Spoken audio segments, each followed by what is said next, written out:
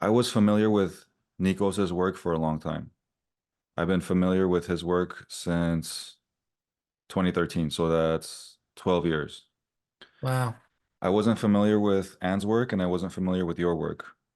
But as I'm getting more familiar with Anne's work and your work, I'm starting to think maybe I was misinterpreting some of Nikos's work because I hadn't really fully taken it to classic planning and classic architecture. I was Right, interpreting right.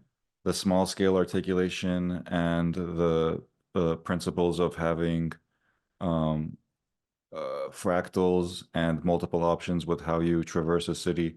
And I was kind of reading that into contemporary architecture. I hadn't made the connection to classical architecture yet. Well, I think that was a very important point that you just made because um, Nikos comes from a Christopher Alexander position. Yeah. And Christopher Alexander doesn't actually distinguish between cause and effect. And this is a philosophical point that's very, very important. Christopher Alexander really discusses effects and tries to show relationships between effects without actually determining what the cause might be in most cases. So to have a variety of paths you can go through a city, it's not a cause, it's an effect of good planning. To have a multiple fractal arrangements is an effect. It's not a cause. The cause for multiple fractality is really so that the experience of art imitates the experience of nature. That's the cause. That's the what's going on here. And and the way to do it is by creating a um, an aesthetic experience, a pleasure-based aesthetic experience, which is the experience of beauty.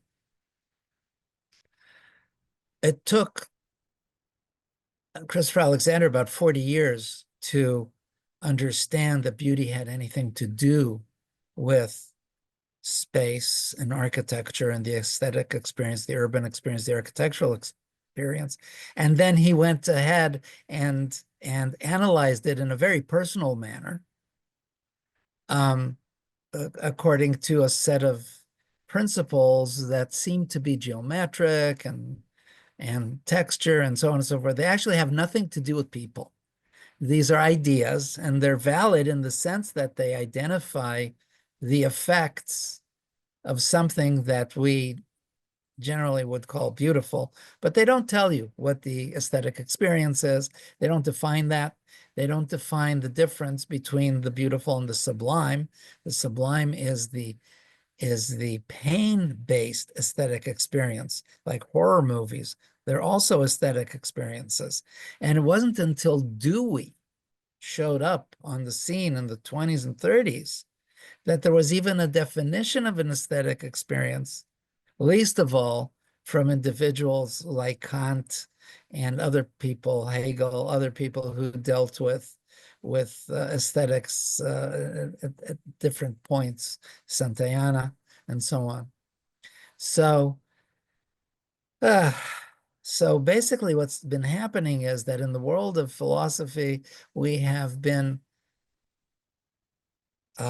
we have witnessed some good thinking, like Dewey's thinking, that is applicable, I'm not and familiar with Dewey. uh, John Dewey, Art as Experience, Okay. is a significant book for anybody wanting to look at and understand the aesthetic experience. And he doesn't even bring up the business of beauty. He simply identifies, defines aesthetic experience. We know that there are two kinds of aesthetic experience, a pleasure-based aesthetic experience and a pain-based aesthetic experience. And the pain-based aesthetic experience was defined in the 1750s by Burke and others in terms of architecture as uh, structures that are exceedingly large, of simple geometry. Think tall glass building of simple geometry, infinitely repeated, and no ornament. Yeah. This is the architecture of pain. the Yeah, I architecture agree. of terror, the architecture of fear. Okay. So corporate architecture is the architecture of fear, actually. Yeah, It's and the architecture of pain. it creates sidewalks that nobody wants to walk down. It creates for an interior without operable windows where it's like they do it in the name of energy efficiency, but it seems like it's actually less energy efficient because you can't open a window and get airflow. So Right. now it's like you have to have the HVAC pumping all the time. Yes. And then you need another piece of equipment bringing in fresh air. Yeah. I mean, it gets ludicrous. Um, and who needs tall buildings anyways? Tall buildings historically have always been associated with fear. All the tall buildings from the Middle Ages, all the towers, like in San Gimignano, which we celebrate as modernists, were built by people who were slinging arrows and rocks at each other out of fear from each other. Sensible towns like Siena and Firenze took them out, forbade them beyond 50 feet high or Oh wow. 53 feet, whatever height they forbade. In other words, the whole modernist shtick is holding back knowledge from people so that they cannot make good decisions. They can only make decisions within the accepted dogma. And that is one of the real problems of the modernist method. Christopher Alexander is a modernist, and he's not even an architect. Christopher He Alexander? I think he's no, an architect. no, he was a mathematician. He taught in the architecture school in the 60s when it was at its lowest level of consciousness in the 70s. And and Nikos Salingaros and Michael Mahaffey and several other people from the traditional milieu, or let's say the non-blatantly modernist milieu, were his students. And obviously, students of a teacher as powerful as um, as Christopher Alexander are going to Well, follow their teacher. That's what they learn. It's the mother's milk of their knowledge. So I have a great deal of respect for Nikos. same. And he's the one who kind of wrote the book on the fractal business. But So I looked up Christopher Alexander. It looks like he did a B arc, and then he did a master's degree in mathematics, and then he did a PhD after, and his PhD again was in architecture.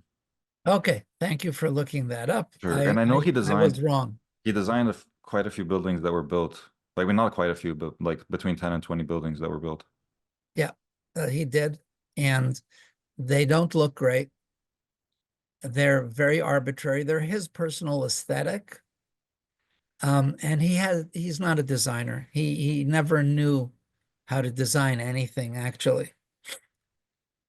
Designers are people who really ask the question, why does something look the way it does?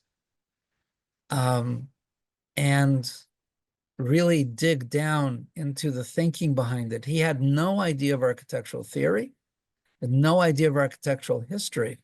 And at the end of the day, basically his 256 patterns kind of describe an Italian hill town.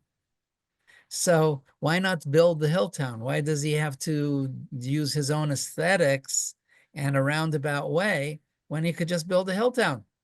But maybe he's describing the essence of it. Like yeah, he shows it like very simply with the circulation lines of how people are moving and outlines of how the shape of the buildings Those could are look. analyses. An analysis never shows the essence of anything. It's a description of something. But what is the essence? If you take a cat and dissect it and then try to put it back together again, it will not give you a meow. The analytical approach is not useful in understanding design because design is all about experience. And if you're not discussing the experience, you're talking about notions that may or may not have validity or relevance. And that is the space that Alexander actually occupies from a thinking standpoint.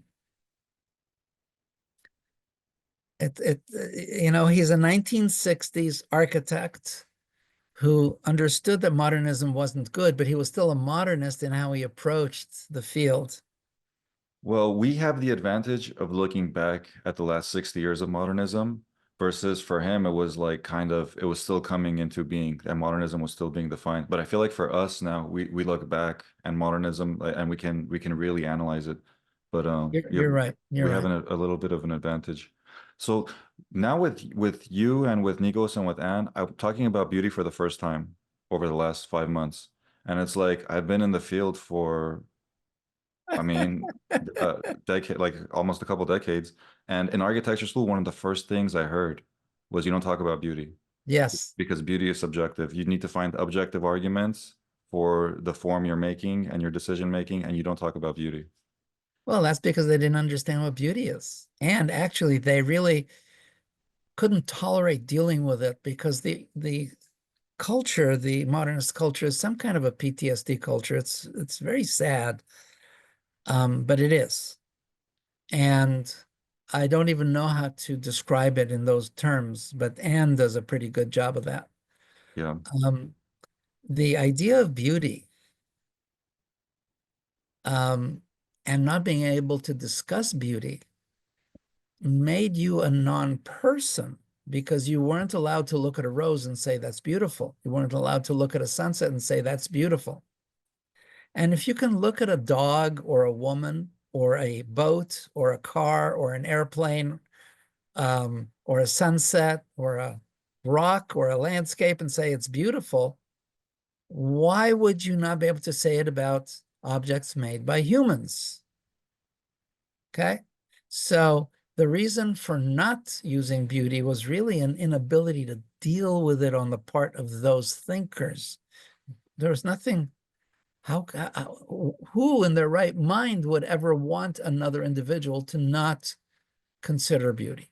What kind of idiocy is that? Or what kind of abuse is that? Self-abuse. I mean, what is that? It's simply not normal.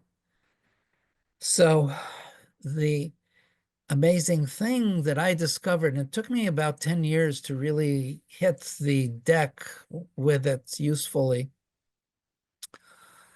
was that the classical method, which is based on an appropriate experience of beauty, because not everything has to be 100% 10 on the beauty scale. You yeah, don't need everything to be cake. You don't want it.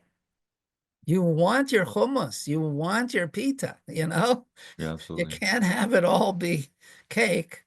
And then you don't want it all meat either, Yeah, it's you true. know? True. If Uh, it's all cake, we're so gonna end up with diabetes. so what you're looking at in terms of what you're looking at in terms of the classical method is that it balanced things out. And it was really about balancing things. It's a holistic method and it's about dynamic balance. That's called homeostasis. It's about uh, generating homeostasis, which includes change and controlled change, not change for change's sake.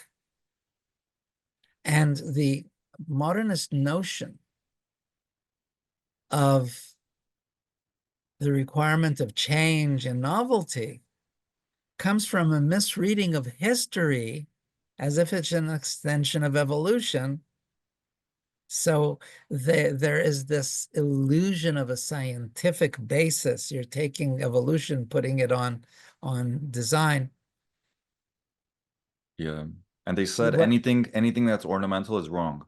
And Yeah, anything that doesn't have a specific function in the scientific realm or it doesn't work with the HVAC or the skin or it's wrong.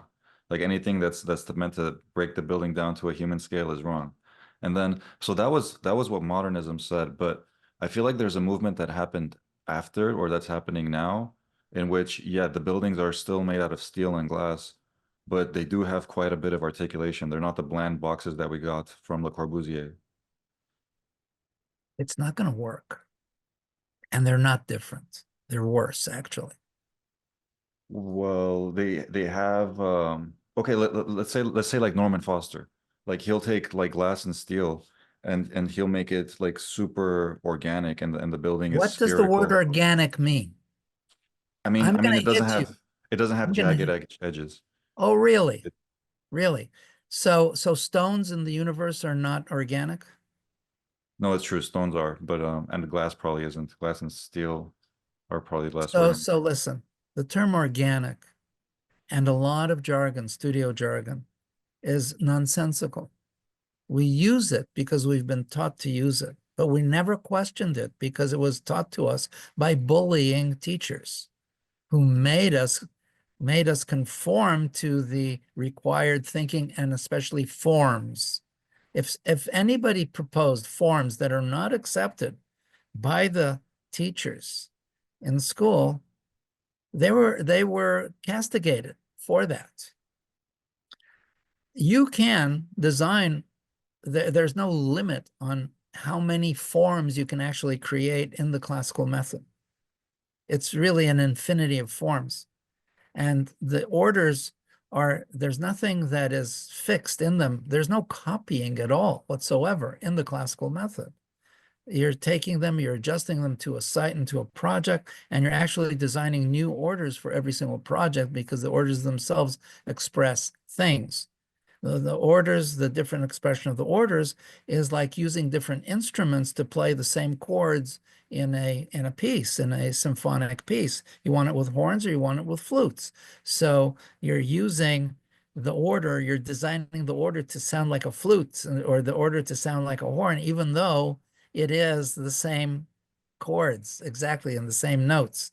All of that is lost, completely lost to modernists because they need to work within a certain aesthetic um, boundaries, with certain aesthetic boundaries. Foster is a very bad architect. He does horrific buildings and lives in a Georgian mansion for himself. The hypocrisy of the whole system is astounding. And the jargon-filled nonsense is infinite in what has been said. Basically, you'll find all of the essence of modernism in the Charter of Athens, which says that um, I've got it here. Um, here's something. Uh, The horror movie analogy is interesting because it gets into your subconscious and like people expose themselves to it. Like people will purposely push for the modern aesthetic, but it's like you watch the horror movie and then it makes its way into your subconscious mind, and without you being aware of it, like it's like now you're all of a sudden, oh, I have to lock the door. Oh, is someone gonna jump up from? And it's like the horror movie just kind of. So that was a good. I never made that analogy before, but that was an interesting one you brought up. well, you have to know your philosophy. There's no programming without algorithms. There are no algorithms without philosophy. You need to know it and you need to understand it and you need to think about it for yourself. So I realized that back in the 90s, this Sublime and the Beautiful thing, it works very well. So it separates out the stuff that you want to look at and the stuff you don't want to look at. All modernist work, because it lacks the ornament which makes things beautiful or gives you the fractality that can make things beautiful. And it's never one single fractal. Need a minimum of three and they got to look good. And if they're not in the right um, range, dimension range, it's not going to look good at all. Um, and people are making fractal designs that look like shit. And simply because they don't understand has to be multiple fractals and how they all work. But the classical method actually employs multiple fractals. And the remarkable thing, as Stravinsky said, that the humming of the waves and the rustle of the leaves is not music. It has to be transformed into music. And what the classical method does is it transforms these um, basic fractals into shapes that your brain recognizes as buildings, beautiful more or less. And if you look specifically at the buildings here, one after the other, some of them have beautiful aspects, some of them are not beautiful in themselves. But if you look at the things together, you have a sense of balance. And if you look at them individually, you still have a sense of balance looking at them. And the closer you look, the more detail you get, because that is what happens in nature. In modernism, the closer you look, the less detail you get. So it's counter-human in And it's terms of crazy. experience. It's crazy that they hijacked the word modern because modern is just supposed to mean of our current times, but they hijacked it to define that very specific minimal aesthetic of the 50s and 60s. And the 20s and 30s, the new Oh, yeah, it's true. rationalism, Yeah. right? And what happened was that the people who did that hijacking were a group of romantic expressionists, Mendelssohn, Bruno Taut, and all these others. They were romantic expressionists, some of them futurists, some of them whacked out glass Okay. people. Well, Mendelssohn had, he's the one that did that. It was like a tower with the curvature. It was the Einstein The Tower, was it? Einstein Tower. I find that building interesting. Yeah, it's kind of cool. And And he had some other little sketches like that, and he built it. And it was impossible to build. It was yeah, absolutely impossible. And they refurbished it. I didn't get to see it live, but maybe I will soon. But um, and his sketches are really nice too. some of his sketches are nice, and you see, all of these guys actually were trained classicists, so they could design even something sublime, scary architecture to look halfway decent. And here is the lie, the embedded lie, and that is that modernist stuff, I don't have anything against it. Go ahead and build as much as you want, but you have to know the consequences, or you have to know where it is appropriate. Have you ever been to Wayfarer's Chapel in Palos Verdes? Wayfarer's Chapel. Is that the Frank Lloyd Wright Chapel? It's not Frank Lloyd Wright, it's Lloyd Wright, his Oh, it's son. Lloyd Wright. Of Um, course, Lloyd Wright was a better architect than Frank Lloyd oh, Wright. really? Oh, I should look more at Lloyd Wright. Yeah, you should. Yeah, I'm Uh, familiar. I'm familiar with this building, with this chapel. it's absolutely magnificent. Yeah, And the reason it's magnificent is that he has one or two fractals. You need a minimum of three. A tree has three fractals. Remember that. The leaves, the bark, and the limbs. So you need a minimum of three. Um, in yeah. architecture, you need a minimum of symmetry. It comes from the proportions: symmetry, large, small, and the um, and the the punctuation, the last joint in the finger. That's roughly 1 to 5, 1 to 7. You need those ongoing all the time. Stuff behind me has oodles of that going Yeah. horizontally, vertically, in every which direction. It's never one proportion running through anything, which is what Corbu tried to do, because he didn't have a clue with regard to proportion. Um, what he did right, though, is that in the Charter of Athens, he said the reuse of past styles of buildings for new structures in historic areas under the pretext of aesthetics has disastrous consequences. The continuous or the introduction of such habits in any form should not be tolerated. Whose quote is it? Corbusier from the Charter Oh, of Athens. and it's That's crazy. it. Yeah, It's crazy. It's absolutely crazy. man, that's insane. He has here all kinds of statements. He gave major highways, the organization of cities to major highways. he made terrible things. Um, Venice is one of those cities that we all agree is amazing. And now that we're talking about this, I'm starting to see it. I'm starting to see how it's crazy that we're not learning from these cities that we all agree are phenomenal. And I yeah. brought up I brought up a few weeks ago to Nikos that I was thinking maybe a lot of Le Corbusier's work is kind of inhumane, but maybe his 5 points were kind of decent.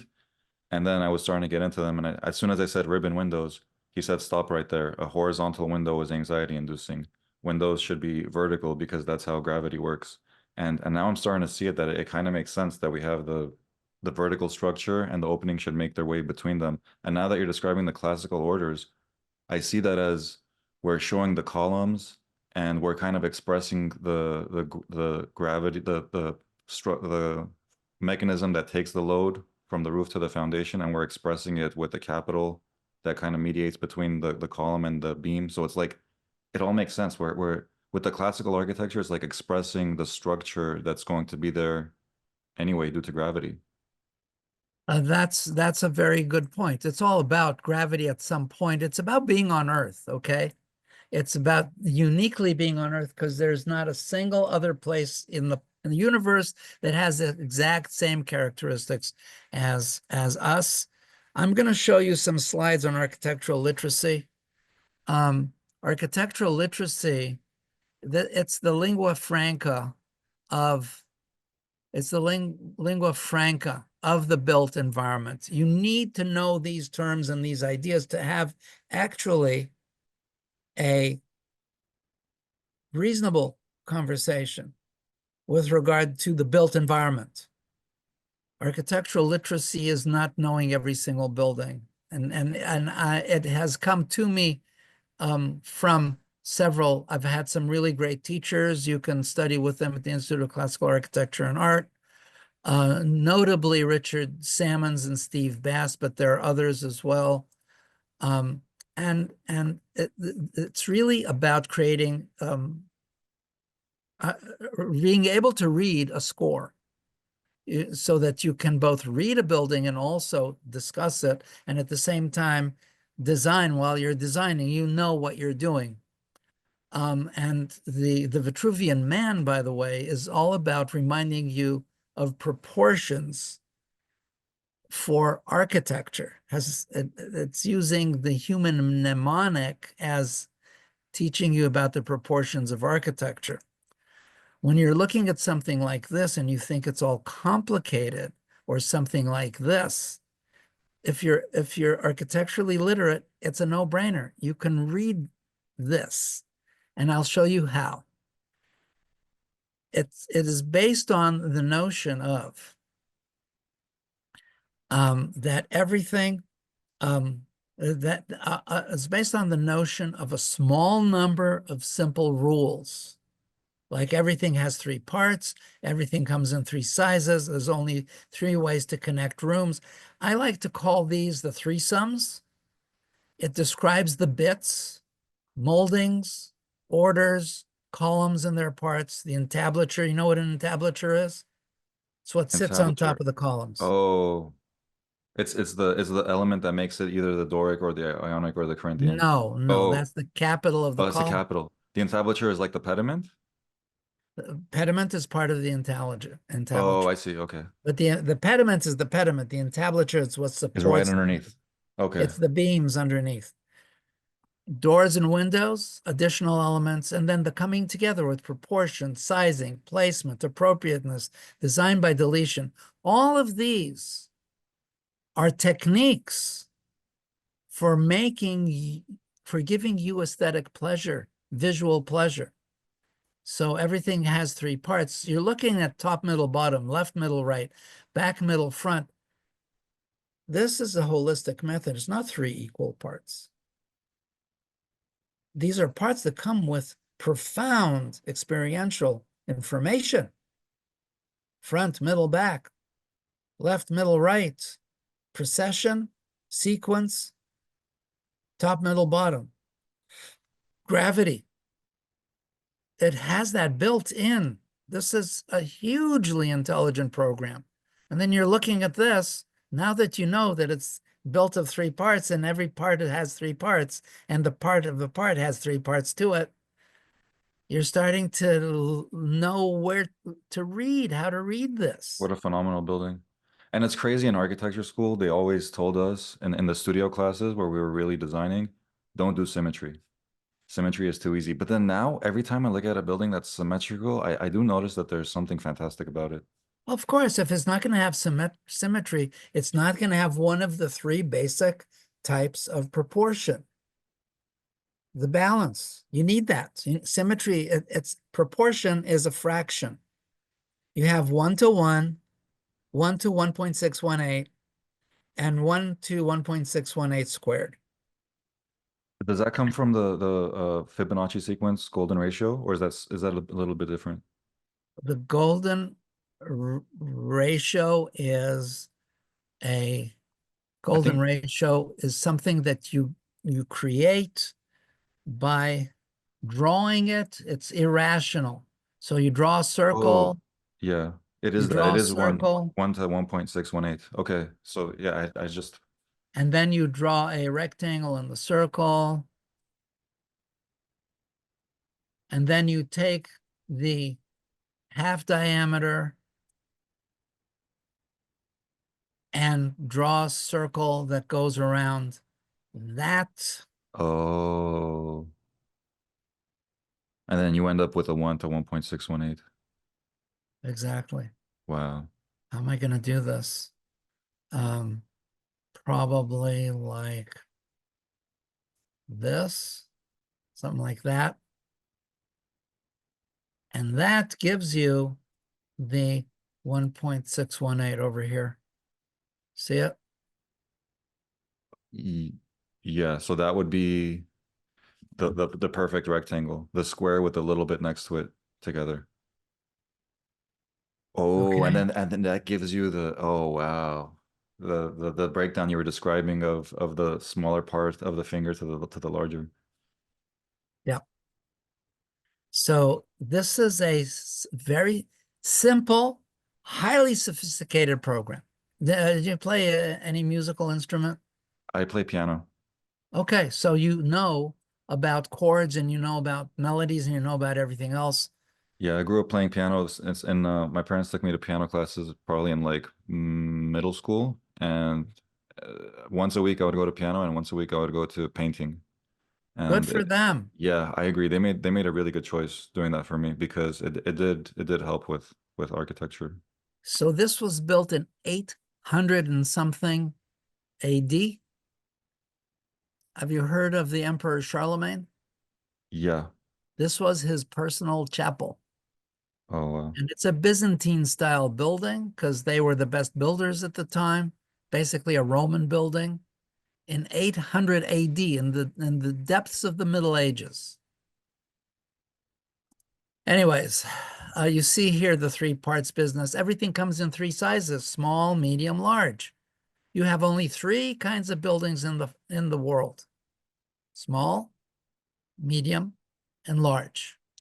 Sometimes I want to make the point where contemporary buildings can have this level of articulation, but any example I look at, it's not quite to this scale.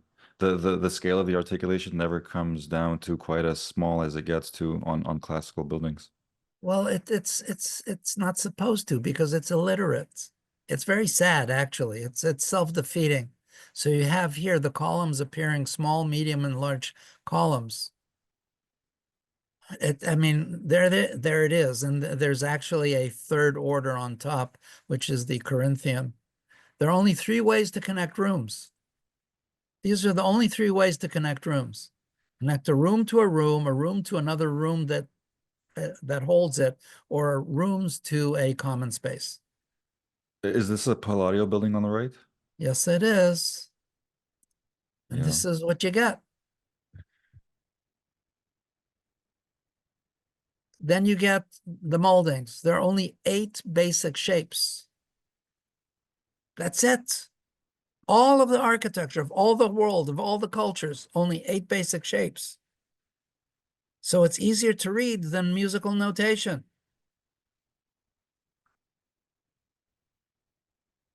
How do we pronounce the CYMA? Cyma. Cyma. Cyma reversa. Cyma squata. Towards fascia fillet. Oh, fillet, ovalo, cavetto. So the fillet is a small flat thing. The fascia is a big flat thing. Ovalo is a quarter round convex. Cavetto is concave. Torus is a half round concave, convex. Scotia is a half round convex. Cyma recta, it has a horizontal thrust. Cyma reversa has a vertical thrust. I Cyma sometimes, recta, listen, yeah, horizontal thrust, that's about shelter. yeah. And the vertical thrust, that's about support. Sometimes on buildings here in LA, on the interior, I'll see the molding where the wall meets the ceiling, and they'll have one that looks either like a cyma recta or a cyma reversa going along the perimeter of some of the rooms. Right. Because these you'll see them in here. Actually, they're relatively small shapes. You'll see them in a moment. So these are the letters of the whole thing. And if you take them out of order, like in postmodernist architecture, it's senseless. If you take a letter and a word out of order, the word doesn't make any sense anymore. And these sequences were found to make sense. And they can be elaborated so that you have an egg and dart pattern on what is a an ovalo, a quarter round. And these are the grammars. The orders are the grammars. Doric, Ionic, Corinthian. These are like the tenses. Doric, Ionic, Corinthian, Tuscan, Composite. The top three are Greek. The bottom two are Roman. Tuscan is simpler than Doric. Composite is like fancier than Corinthian. That's Corinthian and Ionic together.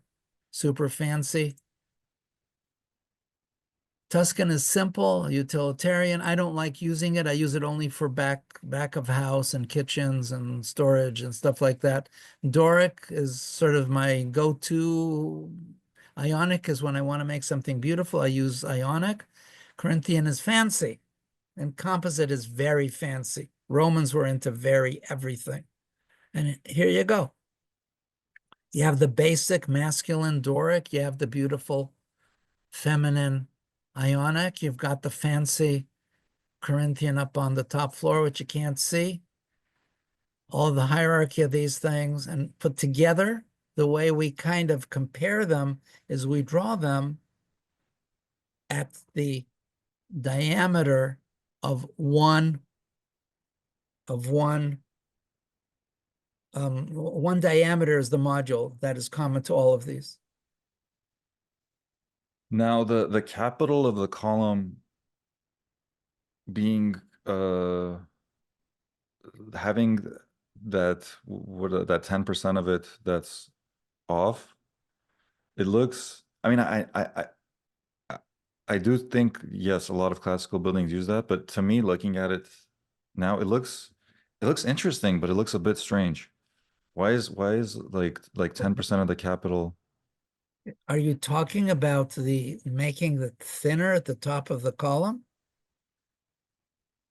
No, no, no. I think that that all makes sense. Just on the left side where some of the capital is not fully enclosed by the entablature, where the Oh, why capital it meets the sticks entablature. out. Yeah, it sticks out. Okay. Because the supporting elements here are Oh, this is the beam. yeah. Okay, so it's aligned up with the top of the column. I see. Yeah, the beam is fully aligned with the column, and Yes. And the cap has to stick out. It's a I place see. for birds to sit. Uh, But what it also does is when you start running these around buildings, they actually it supports the column from getting wet. They support, oh, they have some weather thing. And this is also because it is supporting, it's showing that support, it's demonstrating that support. that's fascinating. So now we would put with contemporary construction where we have the timber framing, and on top of that we have the stucco, and then where the stucco meets the roofing, we would have sheet metal flashing. So that column sticking out, maybe it kind of acts like the sheet metal flashing to keep the Well, water from. all of this keeps water off the building. Yeah, So no, you that's can phenomenal. see that alone gives the building an extra 100 years of life. Wow. Yeah, but yeah, buildings built like that, they stick around for so long, but whereas today's building, 50 or 100 years later, they're gone. Yeah. So So now, so this describes classical architecture and Renaissance architecture. Does this also describe Baroque, or is Baroque a little bit different? that's the same, just fancier. Okay. It's exactly the same. Um, you wanna you have to understand that everything's divided into three. So you got here a pedestal, you got a column. The capital and the base of the column are part of the column. Everything has a bottom, middle, and a top, bottom, middle, and a top, bottom, middle, the frieze, the open thing, and the cornice on top. Wow. What a beautiful fractal. And that's and then we do the intercolumniation is based on the rhythms that are in there. The entablature itself has these three parts, and then you have the triglyphs and metopes only on the Doric. I want to show you doors and windows. You mentioned that earlier. Alexander he really is illiterate. He doesn't know that doors have to be 1:2 ratio. Doors and windows have to be 1:2 ratio. Why? I don't know, but it works. So And it if you do your doors and windows at 1 to 1.618, it doesn't look as good as 1 to 2? No, you don't do That's doors interesting. and windows at 1.618. But what you do is you take the if you're doing a window, you divide it in half, Oh, and then you divide that in half and that in half, and you divide this in three. You're gonna get golden section, panes of glass, golden section frames on the view you're looking at through each pane of glass. wow. So you divide the one side by 3, you divide the two side by 4, and then you end up with 12 pieces of the golden rectangle. Well, 12 golden Yes. rectangles inside. And That is here's insane. more. Because you're a classical architect, you have the freedom to fool around with your compass. So you're going to do this, and you get to the 3 foot by 6'8" door is actually classical, it's a classical thing.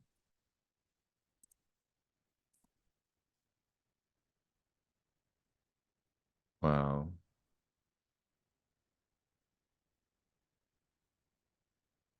Pretty cool, huh? It is. I'm trying to figure out where we would fit this into architecture school because it's just so jam packed. It's already 5 years and it's so jam. But I mean, this should It's also jam-packed make its with way. bullshit. You teach all this in the first semester. We teach this in 30 weeks, including our students after after um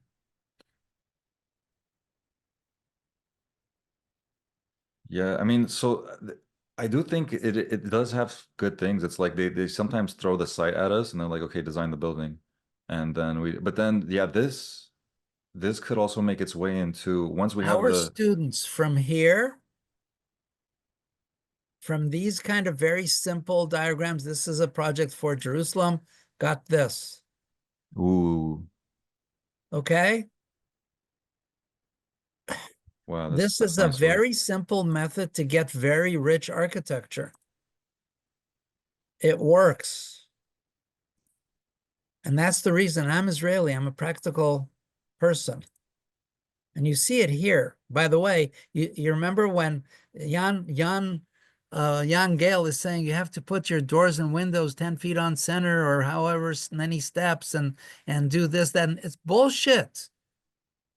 All you need to do is draw the building properly in a classical way, and you have all of the rhythms of the street built into it. I'll tell you more. Each one of these buildings is not particularly beautiful, but seen together, you have such a richness of fractality that when the buildings are, you look at them, it's a 5, it's a 6, they don't look individually that hot. But together, the street's an 8. Yeah, I agree. I agree. Each individual building is not beautiful individually, but it looks like it creates for an amazing experience for the public realm and Right. for the inhabitant and for the user. So this is how the proportions work. You have equality, you have you have differentiation, you have punctuation. And what you have here, this is the differentiation, and this is the punctuation. And you see how many times they recur at different scales. This is the genuine fractality of the classical method. This is how art imitates nature. This is how it does it. It's not the rustle of the leaves. It's not the humming of the waves. It's the fractality in the classical method, in the proportions of the classical method that give you this thing. Now, you can do with it whatever you want. Once you're literate, you can write any novel you want. But if you're illiterate, it's going to look like graffiti. And there's nothing in graffiti to celebrate except for the curiosity of it, maybe. And it actually lights up this part of your brain. That's the beauty center in the brain.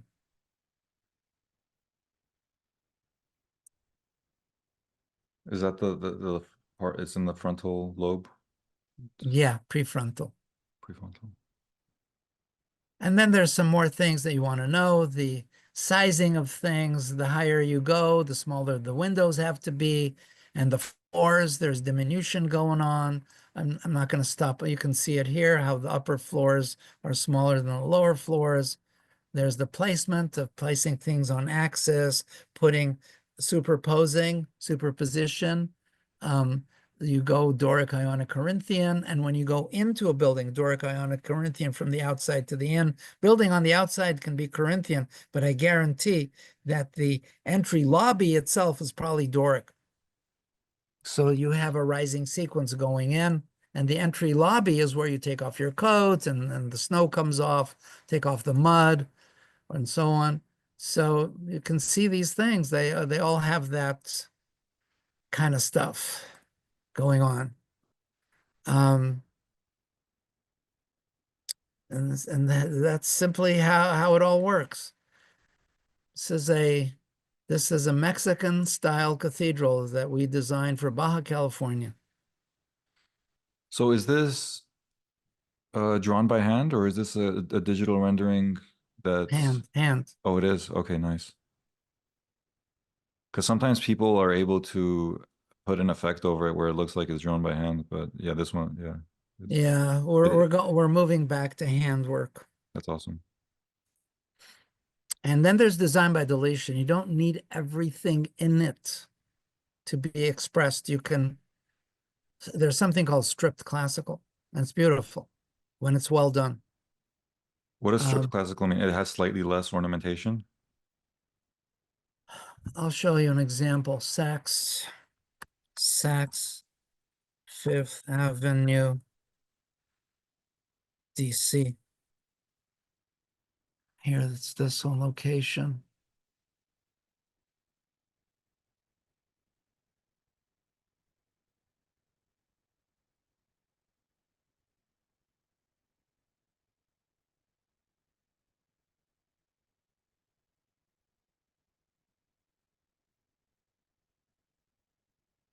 Here, this one is where I want to go.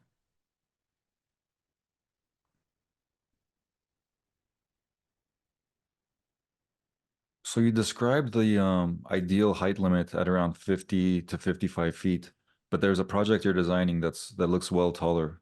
That But I guess due to density of human beings, sometimes we have to go above what we, and also interesting in I brought this point up a couple weeks ago, and Nico's brought up that in one of Christopher Alexander books, he talked about there should be a four-story limit very early on, and that later it seemed like research showed that having a height limit like that would be beneficial. Um, Leon Creer calls for 3 stories, but he doesn't tell you how high the stories have to be. So basically, a cathedral is a one-story building. Oh, well, yeah, a cathedral that could be like 60, 70 feet tall is considered one story. Yeah, 100 feet. The This is Saks Fifth Avenue. You see all the parts now. You know what they are. The expression of the order on the from with the pedestal, the shaft, and the um, these, by the way, are pilasters. When it's engaged in a wall, it's called, and flat, it's a Okay. pilaster. So that wouldn't be This considered a capital anymore. No, this is a Oh, capital. it's A still a capital. capital is I a see. capital. Capital is always a capital. And then you have here the entablature on top of it, and then on top of the entablature, you still have another bit. You have this stuff over here. Oh, sorry, I need a straight line here.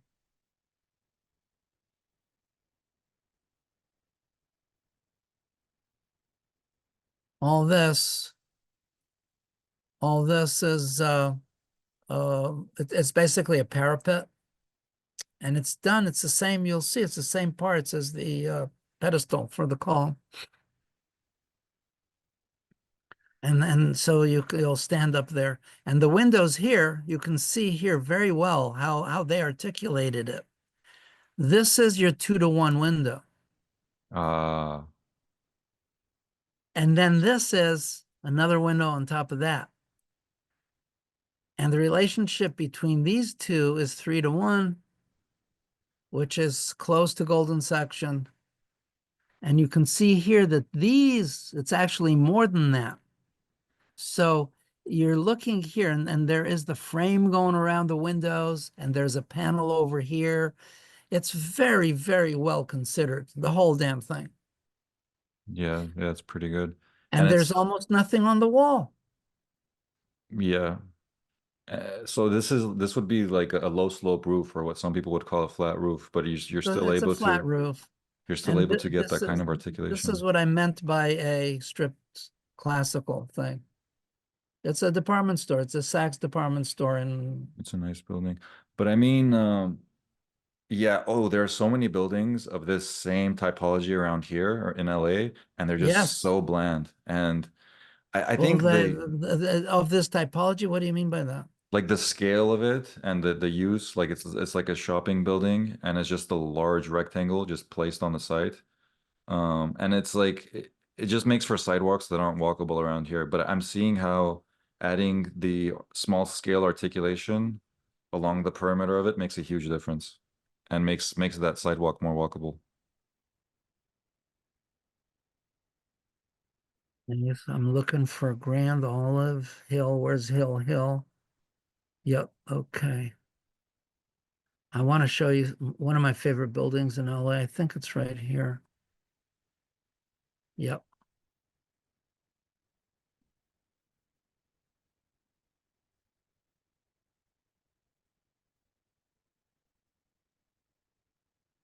You know what this is? I don't think I know this building. It's a parking garage. Whoa. This, sir, is what they're supposed to look like.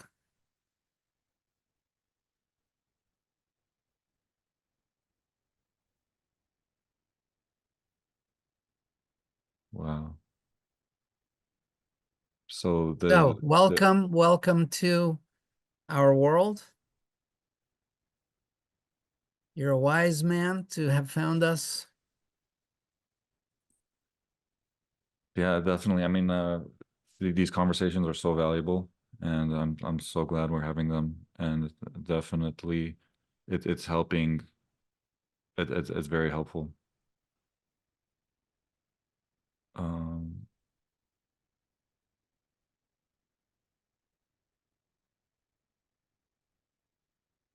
it's helpful in this fallen world, where we ate from the tree of the knowledge of good and evil that we weren't supposed to. And since then, our humankind has been making questionable decisions. But a few, oh, it's nice that many people are still interested in the well-being of humans. Yeah. And this is based on the classical method, which is the philosophical basis of this is the unity of truth, goodness, and beauty. And this describes, this defines holism. So we know that we can draw a building like that and it's going to be long lasting, durable, and be adaptively reusable many different ways. And it's also a description, sorry, of the universe. What is there? What is God? What is there? God is all is good, all is true, all is beautiful. Last time we were talking on the phone, some of these subjects came up, and I asked if you were interested in the Tanakh. You were like, sure, yeah, the Tanakh and Homer, they're super old books.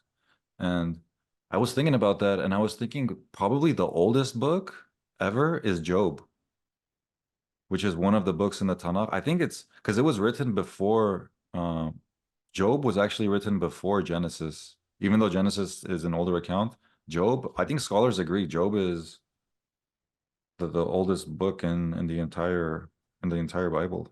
Um, In that case, it's the proof that there is no evil, that evil doesn't exist. that's Yeah, interesting. yeah. And every culture that ever subscribed to the idea that evil doesn't exist was a golden age. And those who believed in evil as real suffered for their error. That is interesting. What does Jesus say? Devil, get behind me. Yes, yes. And Um, that's a fascinating observation that people who thought evil didn't exist lived better lives, because we see our words have so much power. And if God said, "Let there be light," and there was the sun and the stars, and He said, "Let there be an expanse, and let the land separate the waters from the waters," and it happened, and we're made in the image of God. So then our words manifest things in the physical realm, just like God's words did. Maybe at a smaller scale, but our words do manifest. So people who speak evil and sadness and bad things over their lives, it manifests. We need to be more conscious of the words we're using, and hopefully people will wake up to that fact. um, so I found here somebody who says that Job was written 400 years before Genesis. The type of Hebrew used in the description found in the book is also because some of the content. I'll look it up. I'll talk to some people who know Hebrew, Okay, cool. but I'm not sure. I have no idea. I never thought of that. Never thought of that post. I was always under the idea. I accepted the idea that Genesis was first and came first, but really it's just an exposition of the most important ideas, not so much a chronological. There's no chronological value associated with it. Um, so we have here a wonderful conversation. I would like to bring it to some kind of satisfactory conclusion. Um, and what right now would make this conversation bring you the greatest pleasure? Future is bright. Oh, well, there's no alternative. Yeah, because life unfolds in an ever ascending manner. And the fact that we are in a period that we are, really, it's a period similar to all the other periods in history. It's been a mess. And the idea that we have learned anything, I think that in the Enlightenment, people thought they were learning, that they were better. But then the Enlightenment came at the same time as the religious wars. So you had the vast majority of people fighting religious wars, and then a bunch of enlightened folks sort of wrote the book for themselves on here we are, enlightened people. So I think that there always is um, conflict. a moment like that, but um, There's a quote, I think it was written by King Solomon or someone. I think it's in Ecclesiastes where there's nothing new under the sun. And right. it's true. We do see the same things repeating over and over. And yeah, hopefully, since bad environments have been built, now we have the advantage of looking back at them and analyzing them and figuring out how to make good environments. It's like an advantage to us. I think so. I You can look this up. I don't remember exactly, but I'm under the impression that um, um, um, Louis Sullivan, um, in his kindergarten chats, suggested that we live a period of time without um, that we live a period of time without ornament and see what Whoa, gives. whoa, Something like live for 100 years without ornament. wow. And um, That is insane. If he said that, that sounds so prophetic because that ended up happening after his time. And maybe once the 100 years are up, which we're pretty close to that 100 years, we can go back. That's insane. And yeah, it's crazy with the religious wars. It seems like being overly religious is not good, but being spiritual is of course good. Having a relationship with the creator of the universe, of course, is good. But yeah, being overly religious, it leads to war. and you know, he didn't invent the idea of form follows function. It's an old classical idea. Um, because the form follows the function. The function, the real function, is um, your consciousness, giving you an aesthetic experience of entry, an aesthetic experience of. It's not merely opening a door and getting in through a hole in the wall to get in. Um, I think it's in. Um, um,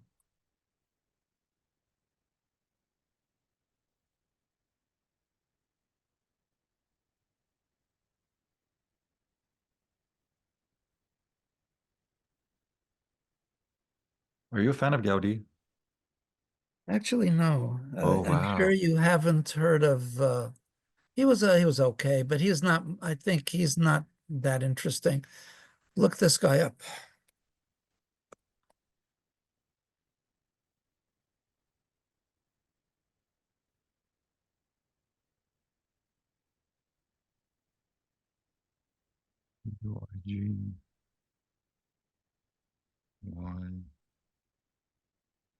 Might be. Yeah, it's kind of funk with the CH. All right. Sorry. At the end.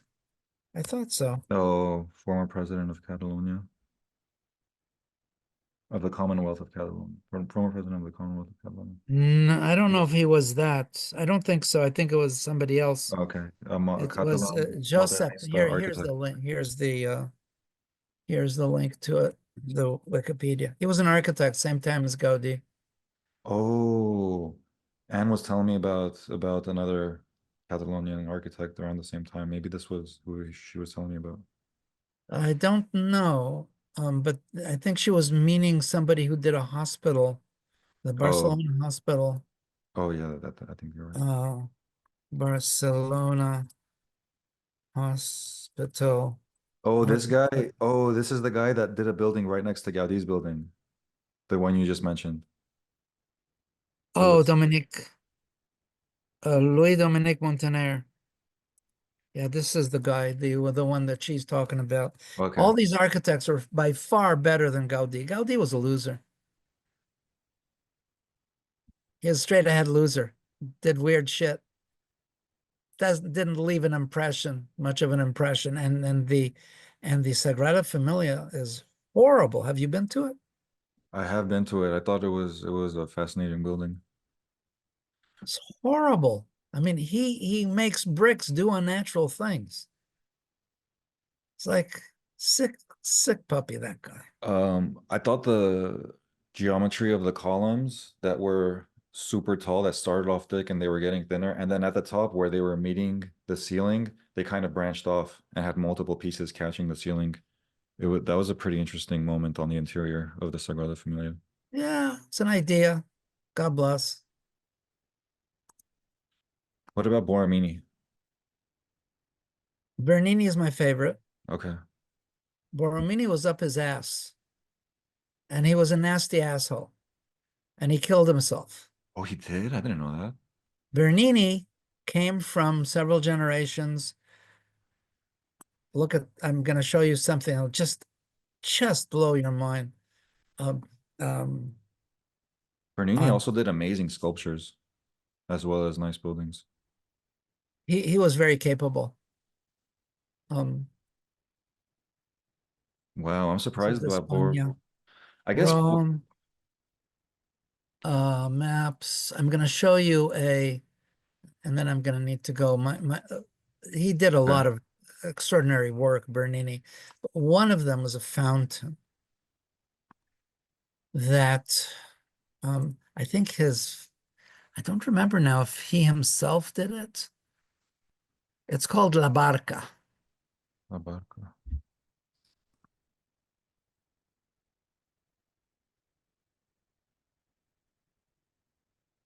Yeah, so much great architecture and urban design in Rome.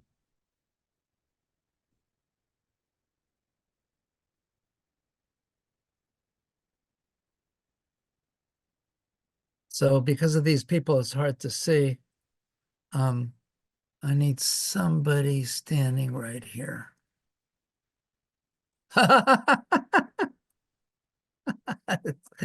It's in, invisible. Sorry. Oh wow, they happen to be renovating it during that photo. Yeah. Man, these conversations are so valuable. I'm so grateful, and I think we should definitely do a lot more of these. Well, share the word, spread the word, join the CPI, take our classes, and become a classical architect. It's a no-brainer. You get to do pretty stuff. Yeah, I got your book coming in the mail super soon. I can't wait to dig through it and have more information, more knowledge, more to talk about once I start digging through that book. Thank you very much for the trust and the interest. I'm going to go back and continue making beautiful. Awesome. Um, I think we covered a lot of territory, Yeah. And I think but you deserve it. You know, a person of your depth deserves some kind of whatever it is we're doing. thank you so much, Nir. Um, and there's a good classical architect. I think he's in Santa Barbara, Appleton. Oh, there's a Evans. Ooh, Evans Architecture. I think he's in LA. He's also a classicist. Go to the Institute of Classical Architecture and Art. Look there in the professional directory. Find somebody in the LA area. Oh, there's Polizoides right next to you in Pasadena. You ever heard of Stefanos Polizoides? I don't think I'm familiar with one else. You're a funny bunny. It's so, he's a good architect and he's a good planner and he's the dean of the architecture school at Notre Dame. Go get a degree at another graduate degree at Notre Dame. Um, Come to us and work with us. We need help right now. You want what we're doing right now is we're drawing buildings in AutoCAD from photographs, elevations of buildings. It's a very, very good way to get your head into somebody else's work. And we need help in that. And we're paying 40 bucks 40 bucks an elevation. So if you want to play this game, I'm happy to introduce you to our project manager on this project. Um, I'll show you the buildings that we're tracing. Um,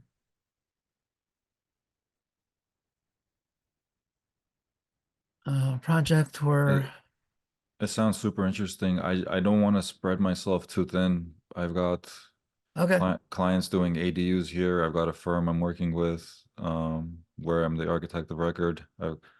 But I mean, maybe I could squeeze it in I a don't know. day a week or You something. think about it. If it's a great way to shatter the ice, shatter your glass walls, and come outside into fresh air. Um, I'm looking here, Tunney's pasture. I think we're in Colado's experiments. Colado originals. Yeah. So these are the buildings that we're tracing these in order to learn in order to learn from them the actual appropriate proportions that we need for large apartment buildings in Canada. So we're going to Scottish baronial, Elizabethan, and this is a building in Ottawa. Um, The roof is beautiful. right? So we're actually tracing these buildings to extract the actual proportions, the fine proportions, and then bring them back into the models of what we're doing. Just sharing. So it's part of the method is we're allowed to copy.